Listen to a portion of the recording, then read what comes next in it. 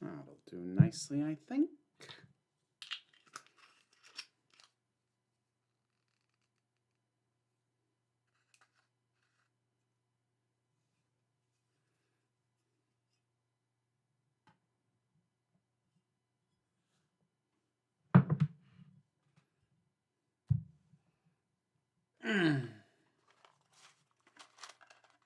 Hey, Coyote. Hey, Ms. Wicked Wolf. Hey, 255. Come on.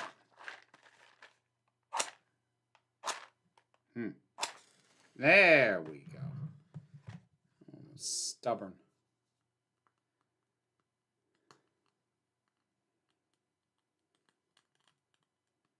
And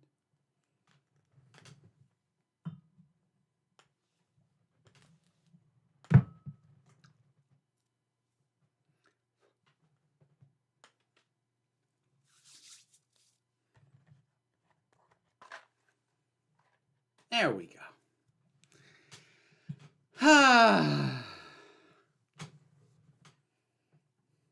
Yes, I did know that, Ms. Wicked Wolf. A happy birthday to Peter Capaldi.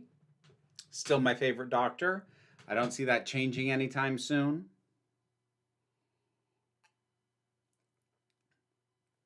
Oh, that's good water. Oh, wow.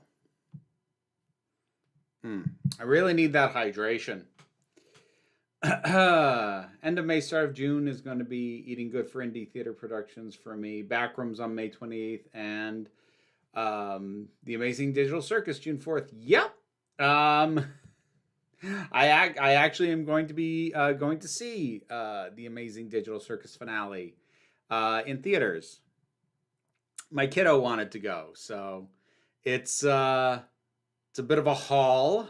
It's an hour-and-a-half drive, but you know, we've done it before. It's about the same distance that when they were significantly younger, I used to drive them to see special showings of Ghibli films. So, you know, it's not all that different in the end.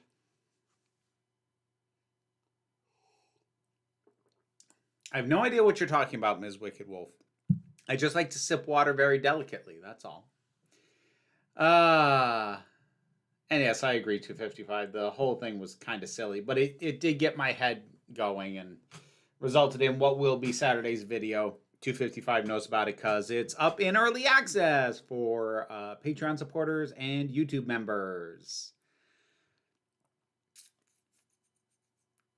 Well, happy birthday to your friend Charlotte. I impulsively got a Maid Jax plushie. It came today. The quality is disturbingly good. If it's an official thing, it darn well better be. If you were getting it from like an Etsy store that handmade it, then yes, that can be surprisingly good sometimes. Oh, I wonder if anybody will show up to that screening and cosplay. That would be neat. I don't know whether or not to expect it. Honestly, I feel like it's going to be 70%, 13-year-olds, 20% adult indie animation fans, and 10% confused parents.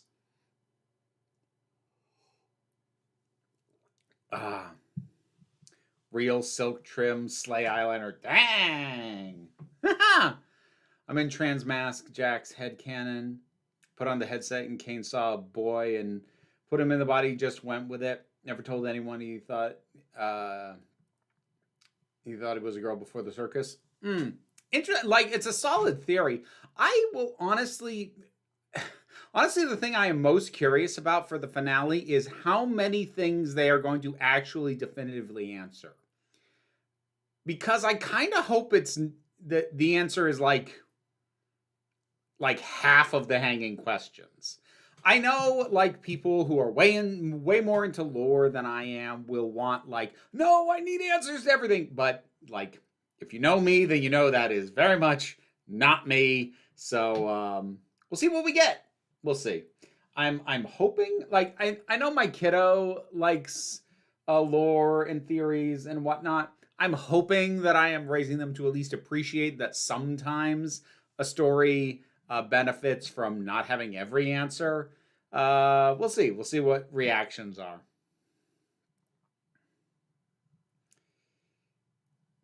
When I was 8, I made my mother take me to the Digimon movie. I don't remember what I was going to see when I was 8. It's going to be interesting to see how it ends no matter what happens. I just hope folks aren't let down, because, like, theater premiere, hour long, well, hour and a half, because they're tacking episode 8 onto the front of it, and then hour long final episode. Yeah.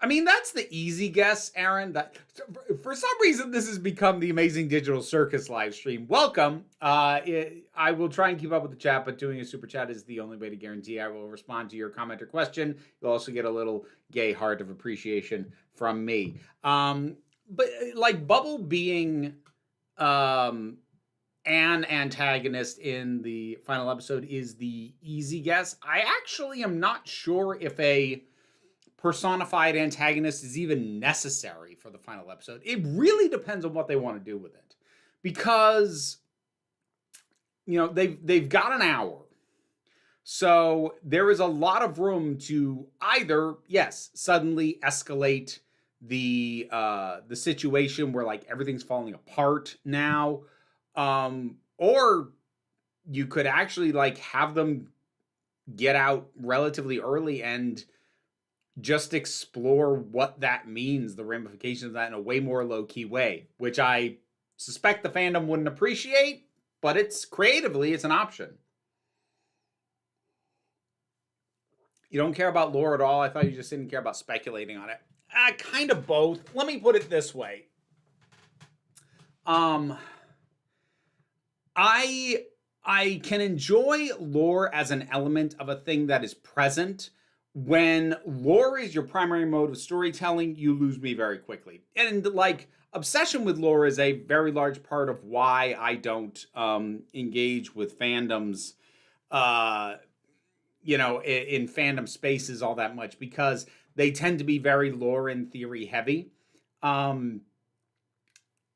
So when I say I don't care about lore, like, that usually comes, when I say that, it's usually because I get faced with stuff that feel like it has 5 tons of lore and no plot. Or that, like, they try and make the lore the plot. And some things you can get away with that. You can get away with that in Dark Souls, because, like, what keeps you moving forward is the gameplay. Fine, fair enough. But, like, if you're trying to tell me a more traditional narrative, and you're just telling me things, nonstop telling me about things that happened 500 years ago, you will lose me very quick. I care about story, and I care about themes way more than I care about lore. Does that mean that lore can't enhance those things? Of course not. Well-deployed, judicious use of lore can absolutely enhance those things. Because fandoms have a tendency to be obsessed with lore, however, there are a few too many creators out there who seem to use it as a primary vehicle for storytelling at all, and I have very little patience for that.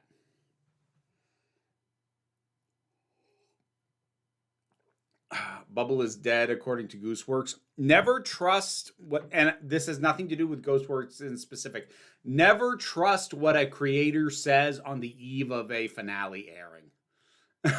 Never, ever trust them.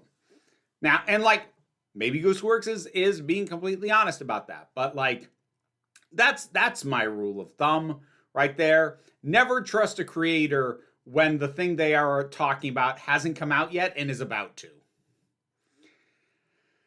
Hey, Adrian.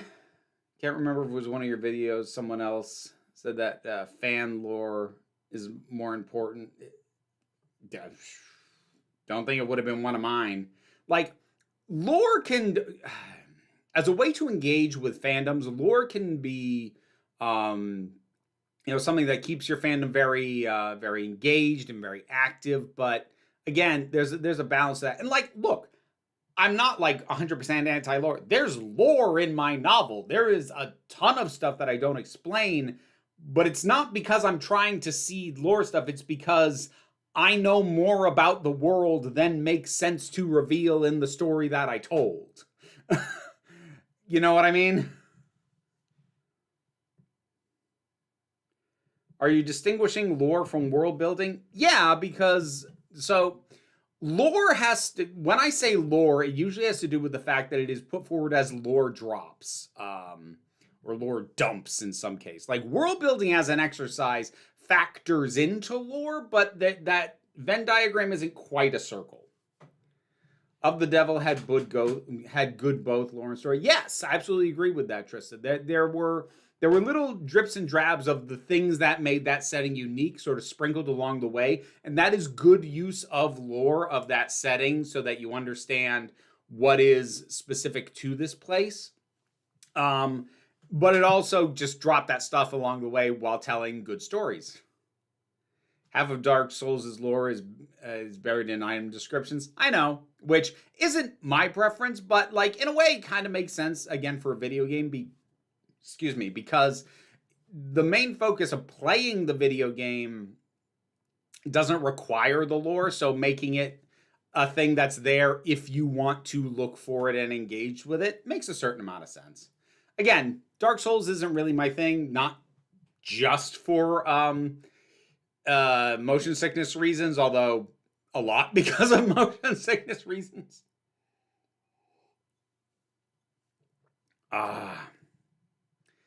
Has-Been Hotel is too much lore because of the long-ass fandom history before the show came out. I'm not... I only partially agree with that, Trista. I would say that Has-Been, as a setting, as a world, as characters, probably has an appropriate amount of lore. Way too much of the lore was made available to the public and the fandom way too early in the process of that show coming out. So like the fans get very weird around it because and also some of the writing of the show, and this is true of Has-Been as well, but I think more so of Hell of a Boss. It really kind of assumes, well, maybe not more so Hell of a Boss, but it's true of both of them that to a certain degree they kind of assume that you know stuff that isn't in the show because the majority of the fan base does. But that's not an issue of too much lore in terms of the amount of it that exists, but it is, again, poorly deploying your lore. Oh, damn. I saw your chat with Dom about your book. It's funny to get automatic Patreon notifications from both your channel and his. That was a fun chat. I did very legitimately debate whether it was too self-promotional to ask him to read my book, but like, I don't know, I just wanted to. Like, I hope he'll ask me on again so we can just talk about something that we've both read. But I am trying. I have a history to varying degrees of like, no, don't be too self-promotional. And I can like track multiple opportunities that I have missed out on because there were opportunities that I felt, no, that's too self-promotional, like to push towards that thing or to see if that could go anywhere. And there are multiple opportunities that I have legitimately missed. And like ultimately maybe they would have gone nowhere, but like I didn't even take a swing. And so, yeah, I was like, screw it. I'll ask him, is it too much? And he said, no, we could do that. I'm like, oh, okay then.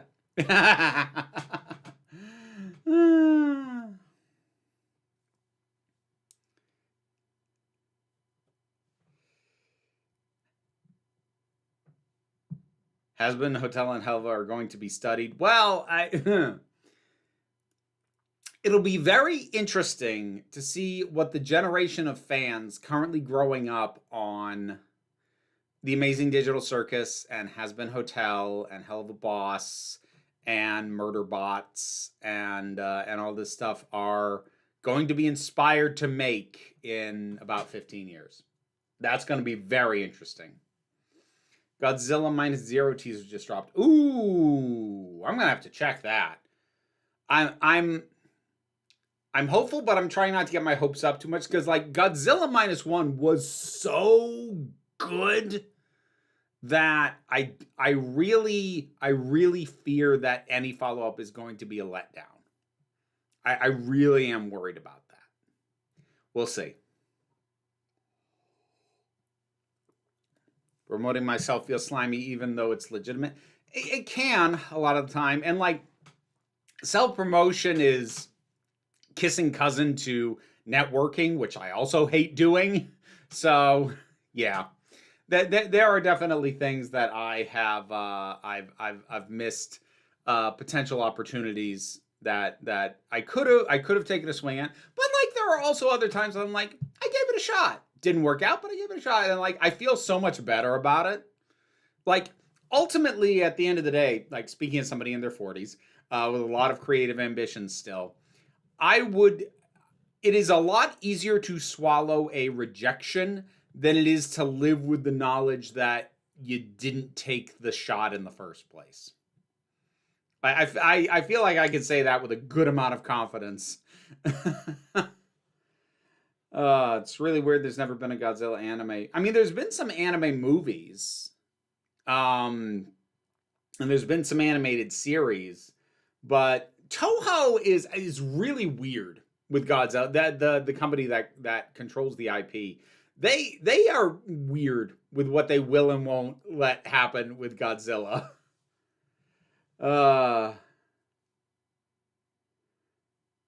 Hey, hi. Have I just told you about this cool book I just read? I'm not sure you have, John. Networking, a crucial square in buzzword bingo. I don't consider networking to be a buzzword. It is actually a thing that is a skill. And in fact, in some people, in some industries, it's literally their only skill is connecting themselves with other people who can help further their careers. There's some people who literally that's the only thing that they're good at, but that can still get you shockingly far. Networking isn't just a buzzword, it is an actual thing. What's the name of my novel? Dreams of Fire. Keep in mind, actually, hang on a second. Just keep in mind with it, it does not have my current professional name on it. Nathaniel Wayne is not a dead name. I'm not, offended by it. I just don't use it professionally anymore. So that's something that can throw people off when looking for it because pretty much all of my professional work is done under Vera Wild at this point.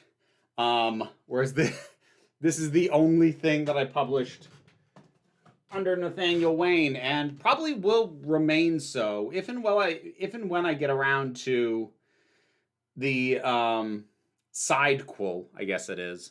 I'll probably have I don't know if I'll have Vera Wild or Vera Wayne. I might have Vera Wayne on it. I don't know. Just because I'm thinking in terms of written work, like I have work published under Vera Wild, and it is very different from that. And obviously, like it's all me, and I don't have a problem with it being associated. But like, I don't know how confusing it is. I don't know. I got to figure that out. Currently reading an Adrian Tchaikovsky novel that's about 5 tech billionaires trying to terraform a planet. They keep screwing it up because they can't agree on a strategy. That sounds about right. Yeah, that tracks.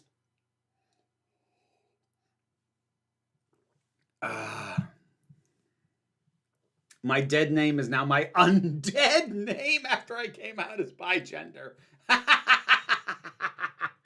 That's nice. I like that. Are you able to comment on the reunion revival of Malcolm in the Middle, which has been making some noise online regarding the LGBT characters? I have no basis on which to talk about that because I didn't watch the original and I haven't seen this. So, nope. I mean, am I able to comment? Sure. I have the physical capability. Should I? No. I will have absolutely no idea what I'm talking about.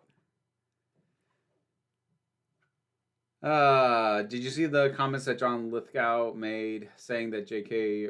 Rowling comments have been twisted? She doesn't really mean anything bad. I mean, Peter, to be mildly fair to John, that wasn't the only thing he said. He also said that her beliefs are wrong and harmful, but he is still sort of like he's trying to walk a line and he's doing it very badly. I did see. I don't really want to comment on it. I don't really want to comment on any of that, to be honest. G'day from Australia. Sorry, I am very sorry if that was offensive. I don't know if I'm gonna get the boot like I'm Bart Simpson, or am I gonna have to pay a fine? How many dollary dues is that? I'm sorry. I shouldn't do that. I legitimately, I'm sorry. I shouldn't be trying to do accents. Like I'm pretty sure I do them badly. Even if I don't know what I'm doing. I shouldn't do that.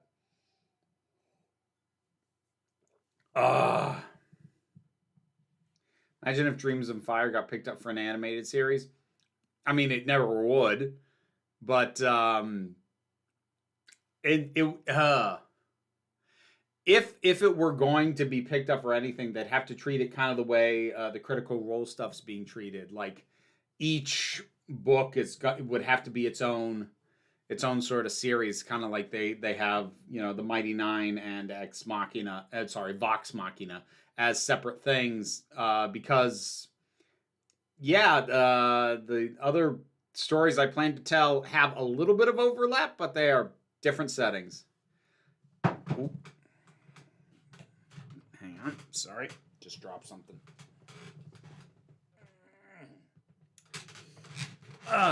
Turned 40 years old yesterday. I'm celebrating Friday at the Golden Corral. Enjoy the buffet! When authors transition, how do they deal with the fact that fans typically find your other work by Googling your name? How does Amazon handle that? Well, the thing is, like, I can't speak for Amazon, but with something like Amazon, it's actually a heck of a lot easier than it would have been in the older publishing world, because when you have your book put up on Amazon, especially if you're an independent author,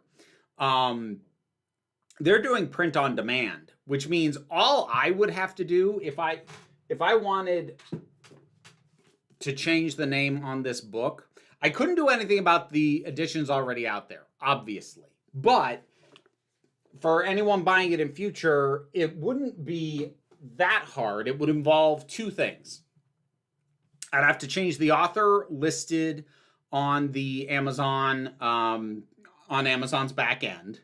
And I would have to pay for an adjustment to the cover art to have the name changed, because I don't think I have the name as a separate art asset. I think it's baked in. Hang on, let me check real quick. Where's my cover art stuff? Cover. Oh, no, I do. Okay.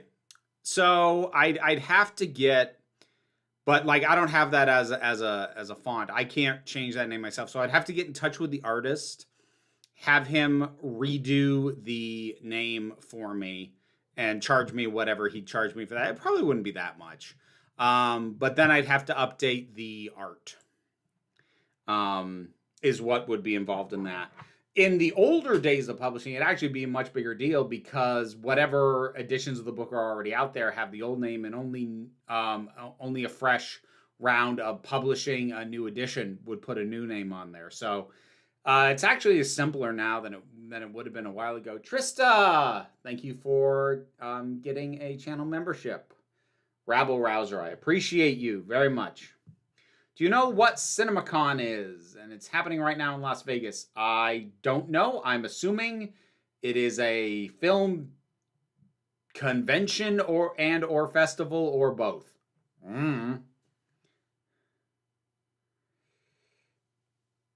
I was reading about the author of A Little Princess and the Secret Garden and what a wild life she had. I love those books. Do you care for them? I I remember reading a Secret Garden in the Secret Garden in grade school, and I remember liking it. It was pretty good. I never read A Little Princess, and I've never seen any of the movie versions of that either. I liked The Secret Garden well enough. I haven't reread it since I became an adult. Sorry I'm late. Just got done with Domino's order. See, this is why I don't do delivery. When I order food, I do pickup. So, that way I know when I'm getting it.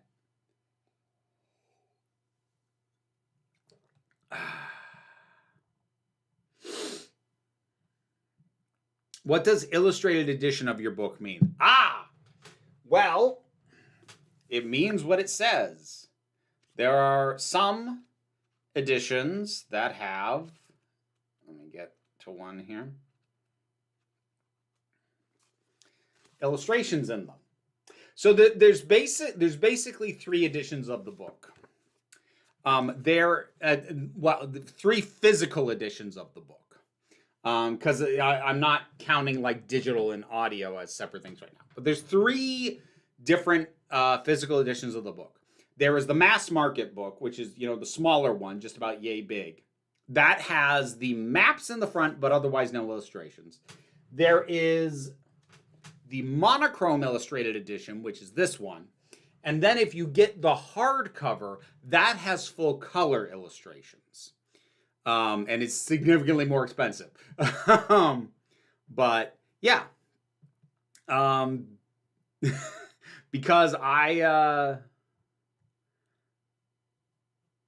I wanted, ultimately what I wanted fan art of my novel. I'm like, I could cross my fingers and hope that enough people like it that somebody makes fan art, or I could just pay somebody to make it now. And then if I'm going to pay for it, I might as well put it in the book. So that's why that exists. If you get the digital Kindle edition, that includes the illustrations. Obviously, the audio edition does not. Do you plan on seeing Michael when it comes out? Nope. I have very little interest in biopics in general. I think the last biopic I saw that I actually went to the theaters to see was Rocket Man, and that was because they were doing it as a musical, and so I was like, "Ooh, this could work," and it did. That one was really good. Speaking of things actually named Ex Machina, for whatever reason, I remember today we nearly got a film adaptation of the comic Ex Machina, and Oscar Isaac was in it, possibly because he was in the movie not based on the comic. I don't know that comic. I know of it, but I don't know much about it. As someone who's had a book published, how vital do you feel cover art is? I have no idea.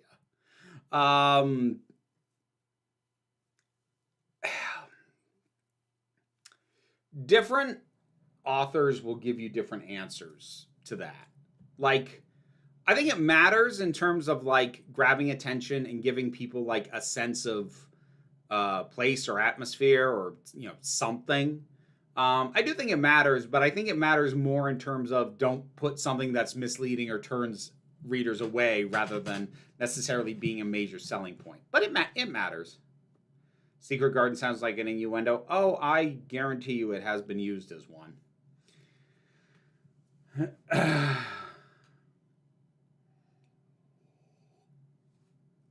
Which is your favorite Hades video game character? I don't know. I'm a sucker for Dionysus. I just am. Like both in Hades and like in general. Does the hardback have the maps too? Yes, every edition of the physical book has the maps. Although if I'm being completely honest, the world map is hard to read in the mass market, which I do feel bad about. But I don't know how to fix. Do all the illustrations have little captions under them like in old Dickens novels? No, Crunchy, they don't have that. What's the word count? I'd have to look up the Amazon listing for that. Hang on. I don't know that off the top of my head.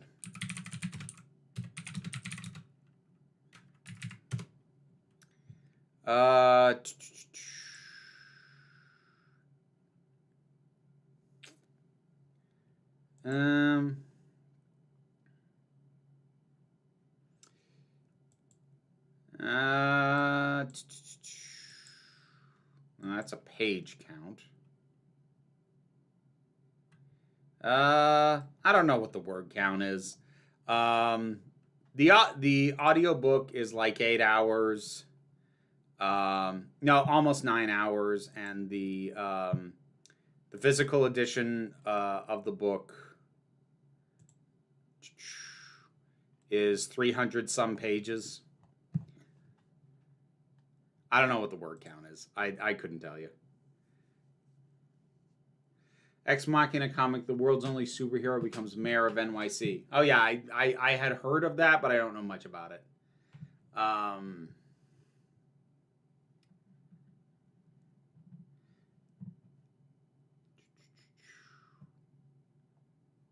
still haven't seen Ex Machina. Oh, the movie?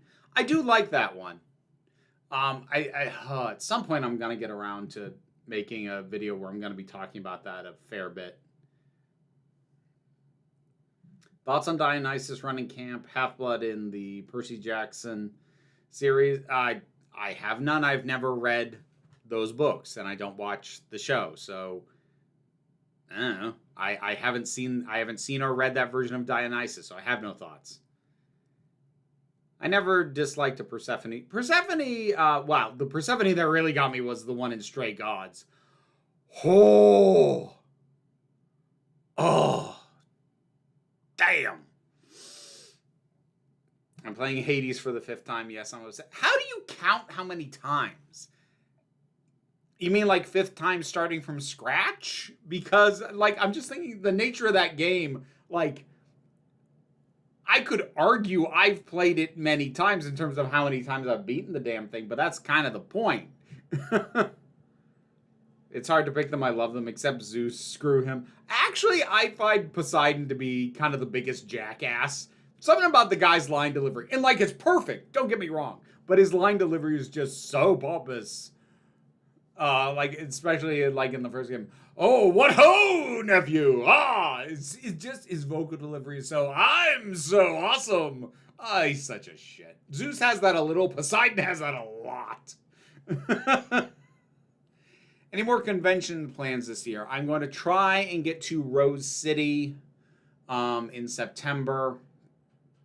That's the only one that is on this year's docket right now.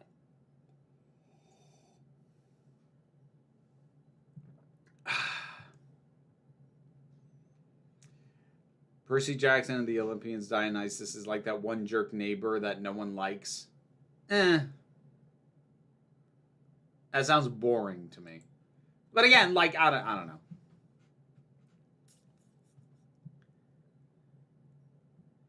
Hera's worse than Zeus. It's not a competition. They're all terrible. That's kind of the point. Like, that's... People, like, forget that sometimes. Like, oh, this god did this bad thing. They're all awful. Even whoever your favorite is did something terrible. Like, oh, Athena, goddess of wisdom. And like, yeah. And also, spiteful bitch who turned Arachne into a spider for showing her up. Like, they're all awful. They're supposed to be.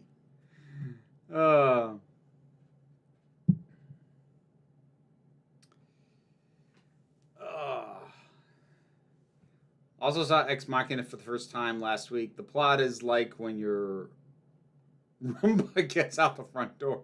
Interesting way to summarize that one. I do like Ex Machina. So, like, even when I get around to it, I am going to be comparing it a bit to a movie that is probably not thought of in the same echelon, but I actually think had a smarter script. But I'm going to be, when I get to the video, I'm very much going to have to distinguish between a smart script and a thinky script. Because Ex Machina has a very thinky script. Which is, it does well, don't get me wrong.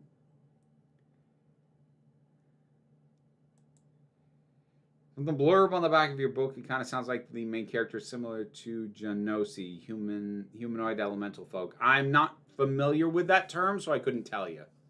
Possibly.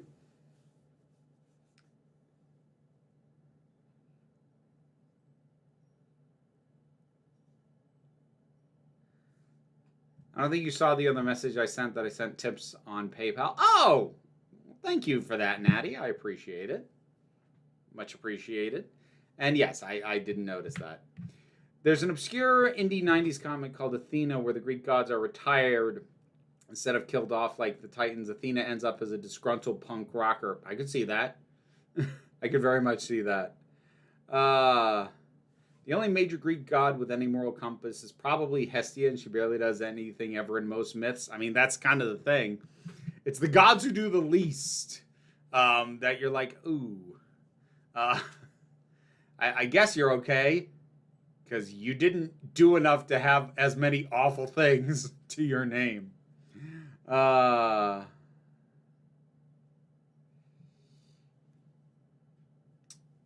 Do you prefer Ex Machina or Annihilation? Annihilation. I need to check the Discord. My brain went the wrong way. For some reason, like, even though I now do the Discord at 7:30, for some reason my brain was thinking 7:45, which I don't think I've done it that way in like a year. I don't know why my brain did that. Okay, let me get through these real quick. Would it be a good idea if sci-fi writers started using machine intelligence instead of artificial intelligence? I mean, that's an option. I think it would benefit sci-fi writers to not try and find a new direct replacement for artificial intelligence. Like, come up with your own terms. We don't need a new standard because they'll just co-opt that too. In that video about The Last of Us casting, you suggested it might not actually be safe to cast a trans person who's like 13 or 14 in this political climate. Is it good or bad that if I heard a point like that from another cis person, I think I'd strongly suspect they were concern trolling, regardless of if I thought the argument made sense? I'm not going to make a call on whether that's good or bad. I think that's accurate. I think here's what I'll say. Somebody's own history is going to give you a best sense of whether or not they're concerned trolling or possibly using that as a smokescreen to justify not casting a trans person. And if someone is just trans, that's a decent indicator that they're not doing that. But if they're cis, that's not to say that, you know, you couldn't trust that they aren't doing that, but they kind of need to have a history of how they've talked about the topic overall up to that point. But no, I don't think that's either good or bad. That's a thought you had. That's fine. The anime Ascendance of a Bookworm, never heard of that, used AI in its opening credits in its 4th season, and the fan backlash was strong enough that the studio apologized, claimed it was somehow a mistake. Bullshit. And reanimated it for the 2nd episode. Is the fact that they felt the need to do that a good sign? Like, I'm not sure the backlash would have been that strong 2 years ago. I mean, yeah. That people push back that hard and that they realized, oh, we really screwed up. It's a good thing. Anytime you can get somebody to backtrack and not do a thing again, it's good. Have you or your kid seen the Cartoon Network show called Regular Show? Nope. Well, I've seen like 1 or 2 episodes. It didn't grab me. Kiddo never watched it. Have you watched the live action prequel to The Lion King, Mufasa? Nope. And I won't unless somebody pays me. How come you love the Wicked movie, yet hate the Disney live-action universe despite both being a direct and faithful remake of their source material? Okay, 2 things about this. First of all, I never said I loved the Wicked movie. I said it was good. I didn't think it would be. I was pleasantly surprised by it. I don't love it. It's fine. So let's get that out of the way. And second of all, there is a massive difference between faithfully adapting something from a completely different medium and faithfully remaking something from the exact same medium. There is a difference between faithfully adapting a play that previously could only be seen in person if it was being performed near you and you could afford the tickets, bringing that to screen, and remaking a movie that was and still is already readily available. These are not the same thing. This is a bad comparison. Why do you think that despite all the shows that have been released on Disney Plus, since Disney still hasn't managed to produce a Marvel show that has replicated the success of Daredevil? Well, first of all, we don't really know that, and we never will, because they don't share their hard numbers for their streaming metrics. I mean, if you're going by just the sense of it making a splash, that I think, honestly, that just comes down to the fact that Daredevil was the first. It was also very good, don't get me wrong, but the idea of a Marvel show at all at the time that first Daredevil came out was a big deal. I mean, probably the closest comparable thing to it was WandaVision, which was the first one done under the MCU's control because the Netflix shows were just licensed out. Um, but yeah, I think it just had to do with sort of breaking the seal. Oftentimes, the first time you do something gets people way more excited than the subsequent times. That's not uncommon, actually. Why do you think Chibnall's companions are mostly seen as less interesting than companions from the previous two eras when Chibnall was shown to be capable of writing fairly complex characters on Broadchurch? Do you think there's something that worked about his characters on Broadchurch that didn't translate so well to Doctor Who? No, I think he just wasn't character focused in Doctor Who. I think the thing is, Broadchurch ultimately was a story that was character driven, and like the plot of Broadchurch is actually real basic. It's real simple. It's a standard murder mystery. There's a dead kid. There's someone in the town who did it. Go find it. The way that you make that interesting, because it's a very stripped down, bare bones plot, the way you make that interesting is by really diving into the characters. Doctor Who, by contrast, has sci-fi and action and fantasy and all this fantastical stuff and historical settings and all this. And I think his approach to it was he focused far less on the characters because he was focused on that other stuff.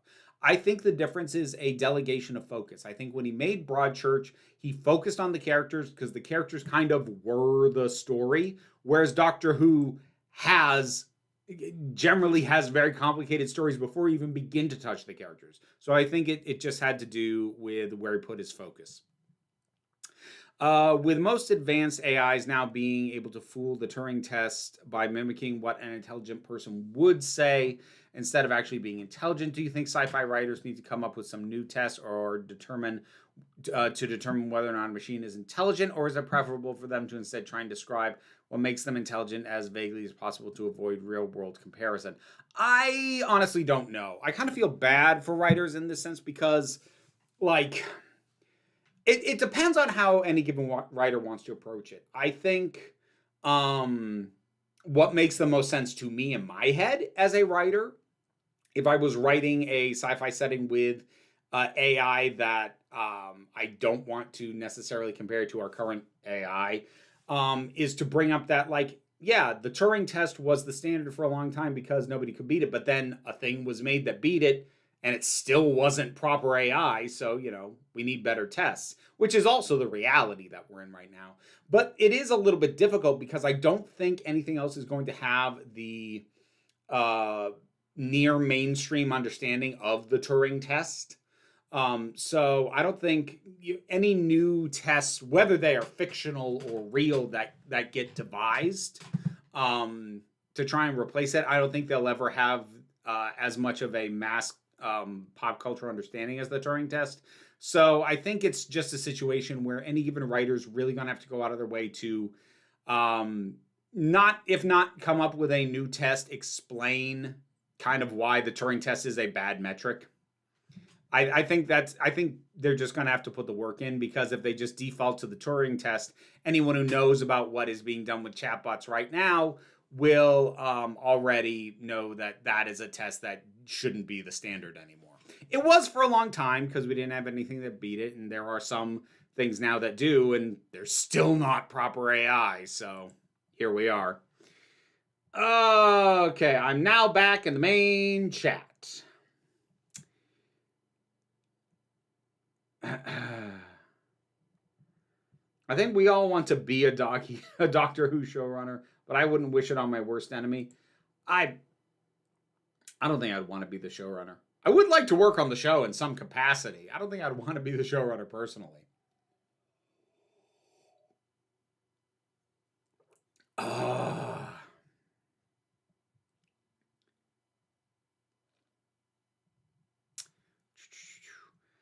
I think what that anime studio are claiming is that an animation subcontractor used AI without permission and they didn't notice. Oh, I mean, that is possible. Depends on the size of the studio. Yeah, you might subcontract out your opening credits. It's feasible. How about that? It's feasible. it kind of shows a breakdown in the inner workings of the studio that they just got it back and were like, yep, looks good. But that is a feasible answer.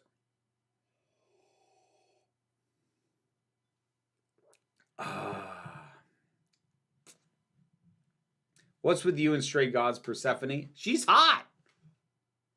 She's hot. I don't know what to tell you.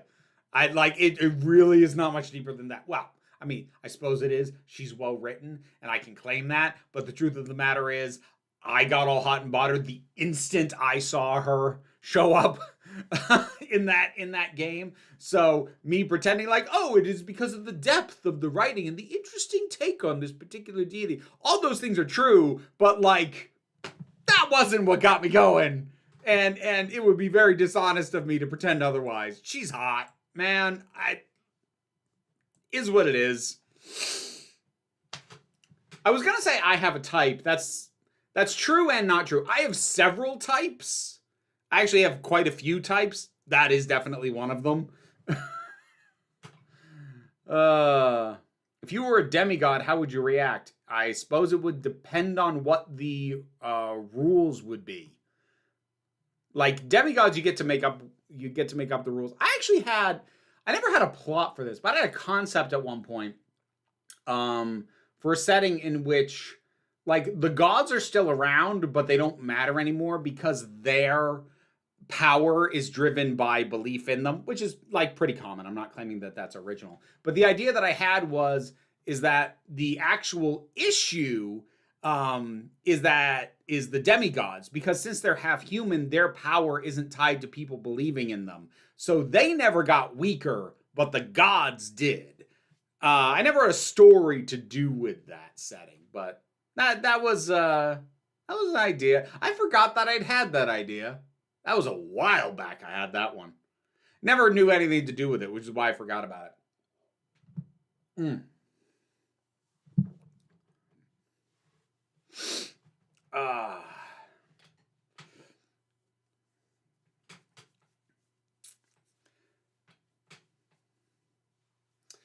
I think it was from around your time.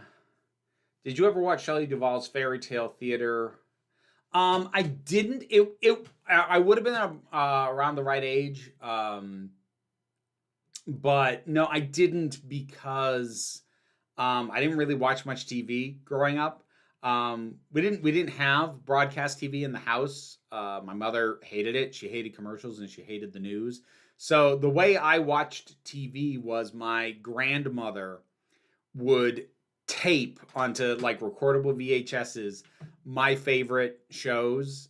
So like when I was a little kid, it was stuff that was like on the Disney Channel. So like all these old Mickey Mouse and Donald Duck cartoons, or things like Bedknobs and Broomsticks and stuff like that. But also I had these VHSs that were just these collections of random episodes of The Real Ghostbusters and Thundercats and He-Man, with no commercials, because my grandmother was a saint and actually sat through these things and was sure not to record the commercials. But there were whole swaths of that era of children's programming that just missed me because I didn't have ready access to just browse through stuff. If it wasn't something that I was sort of deliberately and knowingly exposed to, I didn't know about it at the time.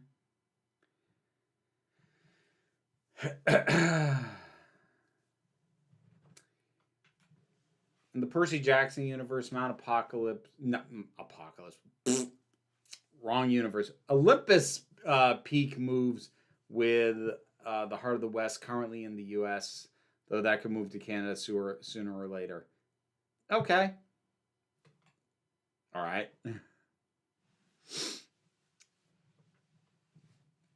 One of my cousins who is graduating high school used "You are beautiful, you are valued, you are loved" as their senior quote in their high school yearbook. Oh, that's wonderful.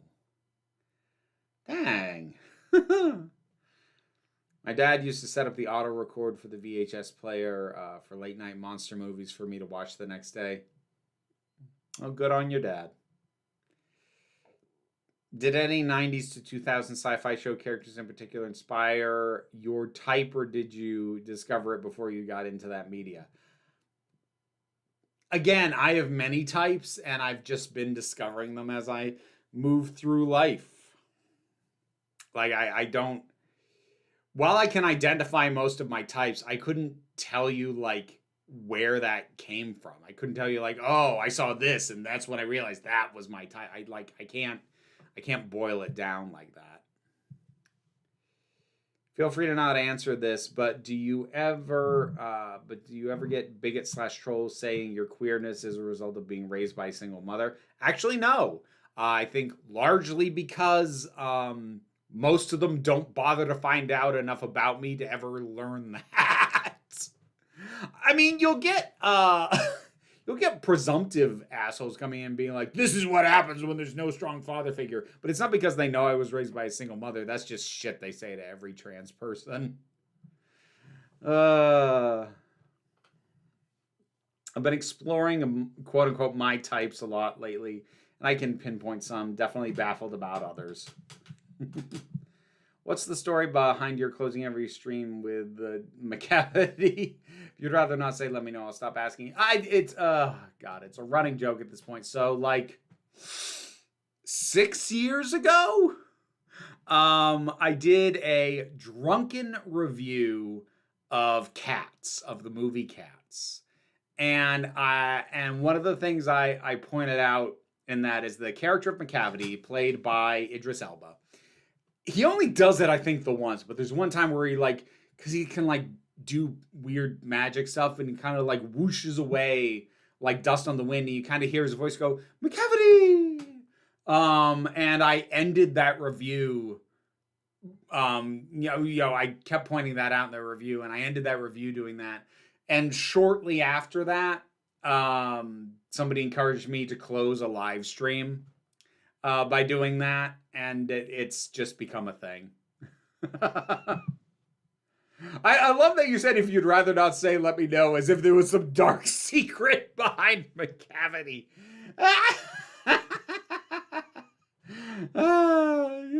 It's also stupid. I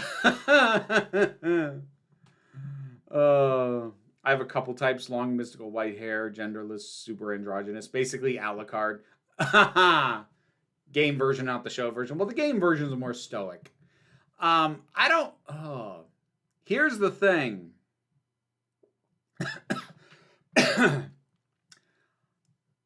I say I have a lot of types, and that's true.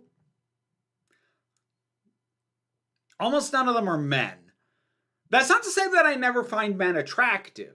I can and I do, but I don't have a type for men. So, like, a lot of it comes down to having to have a very specific energy that comes across that may or may not correspond to a certain body type. But yeah, I don't have a physical type that I'm attracted to for guys. I have many that I am attracted to for folks in the more non-binary realm, and definitely with femme folks. But I don't have a default, oh, this is my thing with guys. I just don't. And again, not to say you can't find men attractive, but it is very much a case-by-case basis thing. Has any media since 2019 matched the sheer bonkersness of Cats? That is a good question. Cats is something of a milestone worth remembering, because I think it's going to be a while before we see something where that much money is spent on an idea that clearly bad in the hands of a director that clearly poorly fit to the material. Like, I think it's going to be a while till we see something like that again.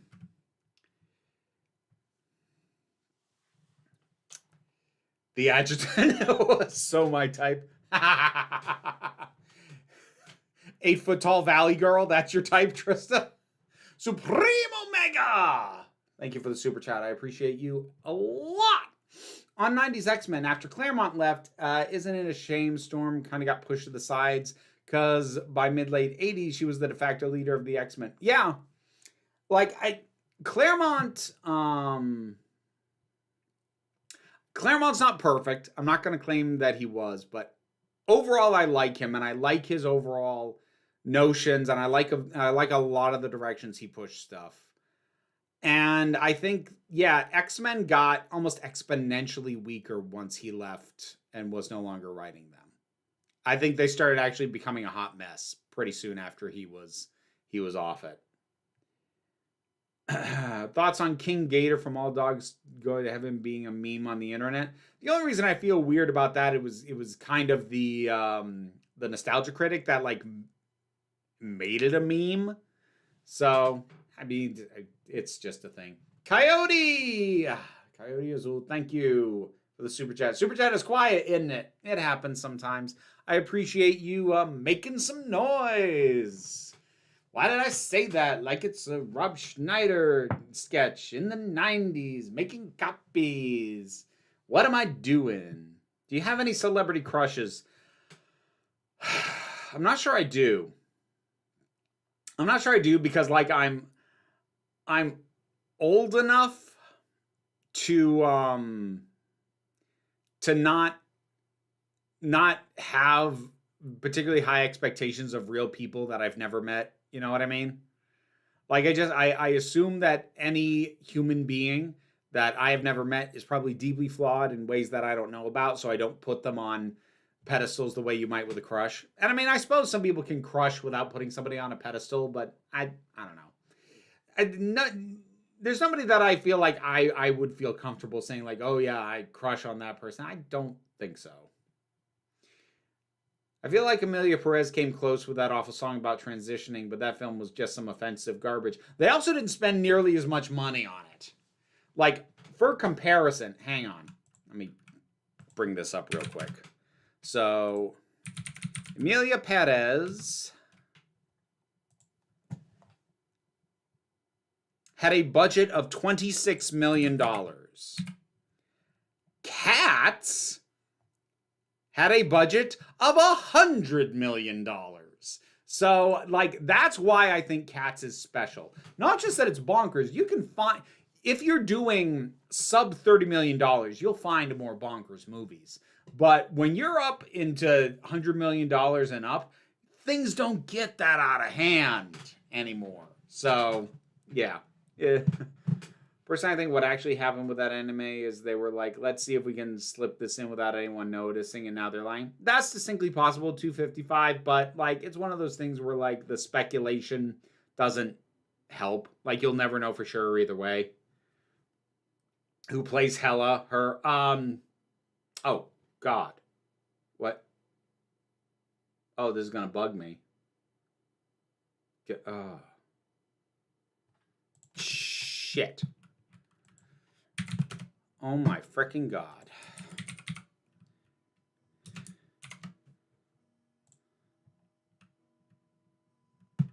Kate Blanchett. I knew it started with a C. Jesus. My celebrity crush, Danny DeVito and Nicolas Cage. Can you be attracted to someone you don't like as a person? You can be. I'm generally not, because I find bad personalities very demystifying and sort of uglifying. But yeah, no, you absolutely can be. I just generally am not, personally.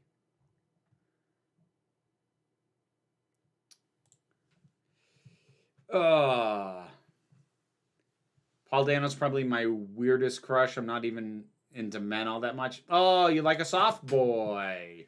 That's fine. I like characters more than humans. Yeah. Kind of same. Found you from the Jonathan Majors video. I think you're great. Oh, thank you, Ruthie. I appreciate that. I'm only attracted to people that disappoint me. Oh. Well, I hope for a better track record for you in future. Seen the Eccleston news. Christopher Eccleston attacks. Hold on. No, I'm not reading that out loud. And you have a source on that one, Web Shooter? Because that doesn't track with very much. The hell did you find that?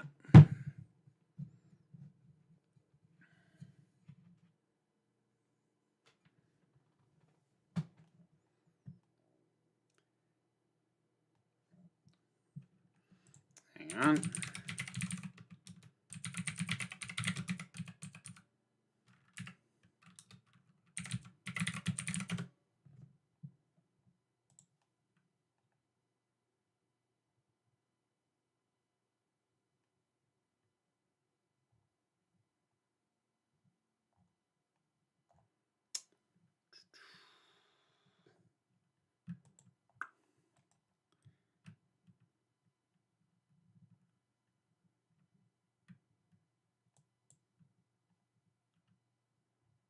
Hold on.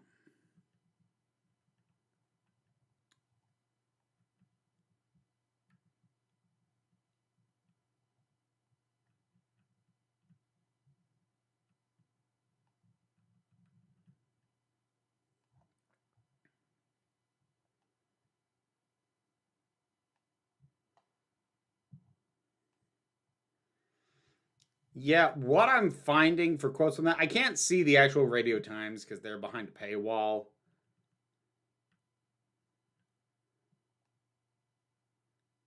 Yeah, he's railing against frickin' reality television.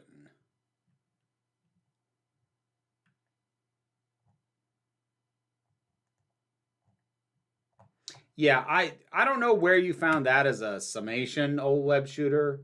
Um, oh, of course the Daily Mail. Okay, don't ever ask me to respond to a Daily Mail headline. That's like asking me to respond to a Fox News or a freaking National Enquirer headline. Don't. I'm not mad at you, but like legitimately, don't ever ask me to comment on a Daily Mail headline because what I found was exactly what I expected, which is that is a wild misinterpretation of what I can find that he said. So don't ever ask me to comment on the Daily Mail again. Jesus. Anyways, I actually need to wrap it up because I've got stuff going on this evening. So hope everybody I hope everybody has a good rest of your evening and take care. So reminder, I am no longer doing the gaming streams on the secondary channel. Those are on hiatus right now. So there will be some stuff going up in the break room, but just reviews and whatnot. The next main channel video is about AI and how it gets written about and whether or not science fiction writers need to start altering the way that they discuss it in light of the way that AI is being handled and labeled or mislabeled in our current culture. So that is the next upcoming video. It is already available to Patreon supporters and YouTube members who can also see what is currently scheduled to be the video after that, which is my pick for the best Doctor Who cliffhangers. So that's what's coming up. And yeah, take care of yourselves, folks. Be well, be safe, be kind. Remember that you are beautiful. You are valid, and you are loved.